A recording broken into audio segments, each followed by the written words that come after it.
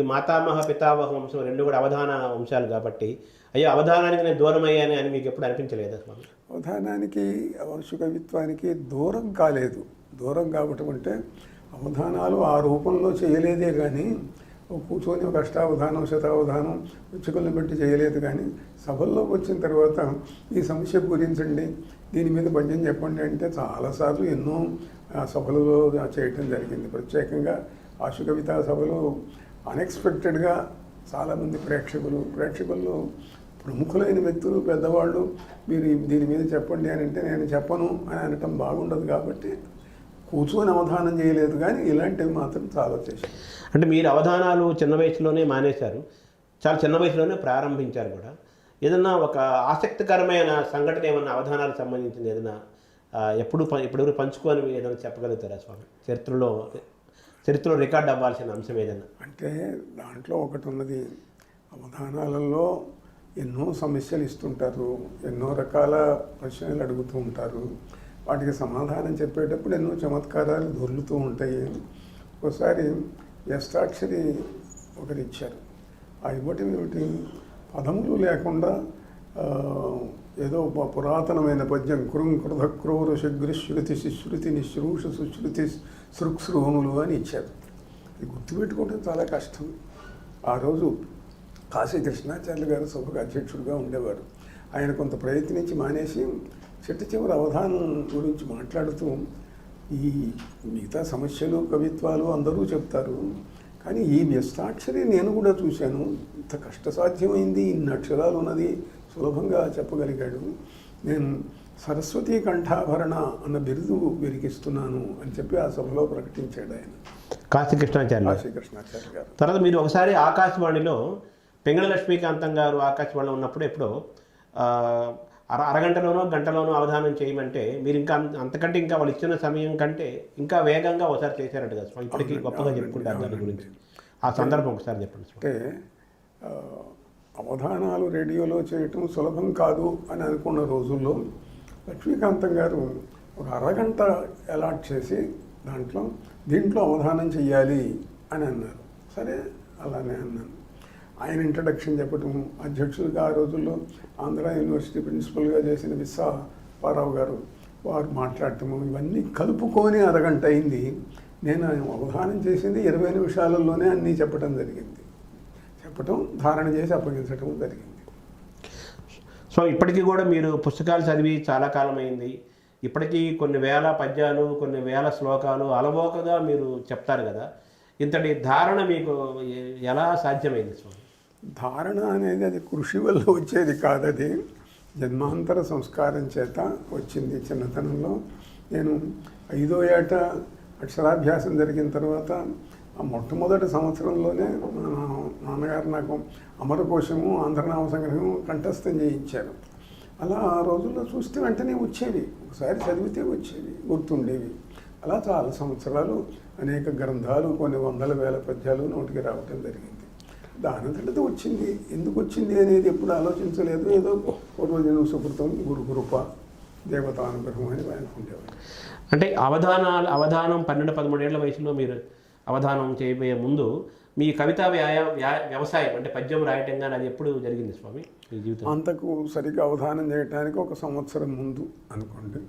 అది ముఖ్యంగా మా తాతగారి దగ్గర నేను కవిత అభ్యాసం చేశాను. ఆయనే నాకు గణాలు, ఎతులు అన్నీ చెప్పటం, చేయటం, పద్యాలు రాయటం, రాస్తే వాటిని దిద్దటం, మంచి చెడు సూచించటం, ఇవన్నీ కూడా మా తాతగారు లక్ష్మీనరసింహ కవి గారు ఆయన చేసేవారు. స్వామి, ధార కొప్పర్ప సోదర కవులు ధారకి వాళ్ళు ప్రసిద్ధులు కదా, అసాధారణమైన ధారకి ప్రసిద్ధులు కదా. మీరు ఆ కుటుంబం నుంచి, ఆ వంశం నుంచి మీరు వచ్చారు. అటు పోతరాజు రామకవి గారు, ఇటు కొప్పర్ప సోదర కవుల వంశం నుంచి. అవధానం అనగానే ధారణ కదా. ఈ ధారణ రెండింటిలో కూడా కొప్పర్ప సోదర కవులకు, పోతరాజు వారికి వారసులుగా మీరు చరిత్రలో ఉన్నారు కదా. కొప్పర్ప కవులు పోతరాజు వారి నుంచి అవధాన రంగంలోకి ఇప్పుడు రావాలనుకునే వాళ్ళు, వచ్చిన వాళ్ళు ఏమి వాళ్ళ దగ్గర నుంచి తీసుకోవాలి స్వామి? తీసుకోవటం అంటే ఒకటి, వారికి ఉన్నటువంటి ఆశుధార ప్రజ్ఞ ఆంధ్ర సాహిత్యంలోనే ఎవరికీ లేదు. కొప్పర్ప సోదర కవులు వారు మా ముత్తాత గారి దగ్గర ఈ విద్య నేర్చుకున్నాము అని చెప్పారు. అలా మా వంశంలోనూ ఉన్నది. కొప్పరపు వారితో అది ప్రకాశించి ప్రసిద్ధమైంది. తర్వాత మా తాతగారు ఆయన అవధానాలు అవి చేసేవారు, నాన్నగారు చేశారనుకోండి. అయితే ఇలా మహావేగంతో వందలకు వేల పద్యాలు చెప్పటం అనేటువంటిది కొప్పరపు సోదర కవులకున్న ప్రసిద్ధి.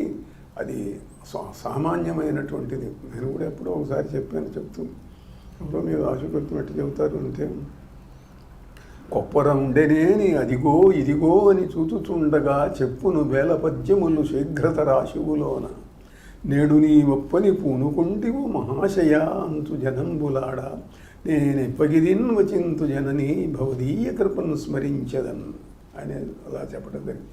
వారిని స్మరించి వారి అనుగ్రహం వల్ల చెప్పగలుగుతాను అని అన్నాను. అంటే ప్రతిభ అనేది సహజంగా ఉండేది కదా స్వామి. ప్రతిభ అనేది ఇప్పుడు ఇందాక మీరు అన్నారు కదా, ధారణ ఎలా వచ్చిందంటే సహజ సిద్ధంగా వచ్చిందన్నారు.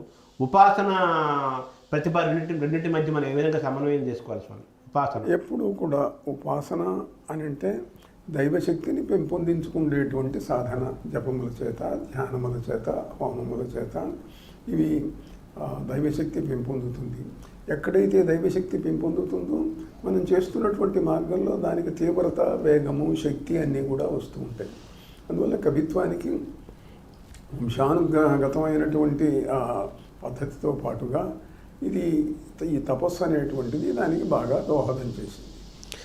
అంటే ఒక్కొక్క కవికి ఒక్కొక్క ఉపాస్య దైవం దేవత ఉంటుంది. శ్రీనాథుడికి సరస్వతి, కొప్పరపు కవులకి దుర్గాదేవి, తిరుపతి వెంకట కవులకి కామేశ్వరి, ఇలాగ ఒక్కొక్కరికి కాళీ, ఇలా ఉపాస్య దైవతములు ఉంటారు కదా.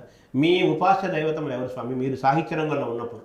సాహిత్య రంగంలో ఉన్నప్పుడు మొట్టమొదట పంచాక్షరి ఎక్కువ చేసేవాడిని.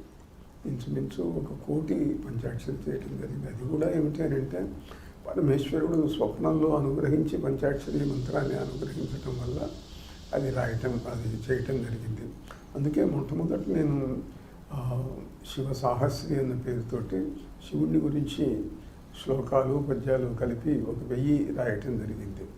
అందరూ దేవతలు ఇష్టమైన ఈ దేవత ఎందుకు ఎక్కువ ఇష్టం చెప్తారే. మహేశ్వరేవా జగతామధీశ్వరే జనార్దనేవా జగదంతరాత్మని నా వస్తుభేద ప్రతిపత్తిరస్తి మే తథాపి భక్తిస్తరుణేందు శేఖరే. అందరూ ఒకటే, కానీ నాకెందుకో శివుడంటే ఇష్టం. ఇంట్లో కూడా మా వంశంలో అందరూ నిత్య విభూతి ధారణ చేసి గాయత్రి, శివ పంచాక్షరి ఇవి చేస్తూ ఉండేటువంటి వారు. అంటే శివుడిని మామూలుగా ఐశ్వర్యకారకుడు అంటారు కదా, విభూతి అంటే ఐశ్వర్యం అంటారు కదా స్వామి. అది ఐశ్వర్యం అంటే అది జ్ఞానం కావచ్చు, ఆర్థికం కావచ్చు, వైభవం కావచ్చు స్వామి. ఐశ్వర్యం ఈశ్వరాదిచ్చేత్ అంటారు కదా. ఐశ్వర్యం మీరన్నట్టు సిరి సంపదలు కావచ్చు, కవిత ఐశ్వర్యం కావచ్చు, ఇంకా ఏదైనా కావచ్చు. ఈశ్వరత్వం అంటే ప్రభుత్వం. నువ్వు ఏ మార్గాన్ని ఎంచుకున్నావో ఆ మార్గంలో అత్యున్నత స్థానాన్ని పొందటం. స్వామి తర్వాత మీరు ఆంధ్ర వెంకటేశ్వర యూనివర్సిటీలో ఎంఏ చేశారు, తెలుగు చేశారు, వెంగ లక్ష్మీకాంతం గారి ప్రేరణతోటి. మీరు భాగవతం మీద పరిశోధన చేసి పిహెచ్డి తీసుకున్నారు కదా స్వామి. ఆ భాగవతాన్ని ఎంపిక చేసుకోవడానికి కారణం ఏంటి స్వామి? ఎవరైనా సూచించారా? మీ ఆలోచన స్వామి ఇది? నా ఆలోచన అంటే ఏదైనా పురాణ వాంగ్మయం మీదనో ప్రబంధాల మీదనో చేద్దామని ఉంది. అయితే మా గురువు గారు లక్ష్మీకాంతం గారు ఆయనే సూచించారు. దీని మీద సరైన పరిశోధన జరగలేదు ఇంతవరకు ఆంధ్ర భాగవతం మీద. ఏదో 1-2 థీసిస్లు వచ్చినాయి, కానీ వాటిని చూసిన వాడిని కూడా నేనే, నాకు సంతృప్తిగా లేదు. నువ్వు రాయాలా, దీని మీద పరిశోధన చేయాలి అని వారు సూచించడం తర్వాతనే జరిగింది.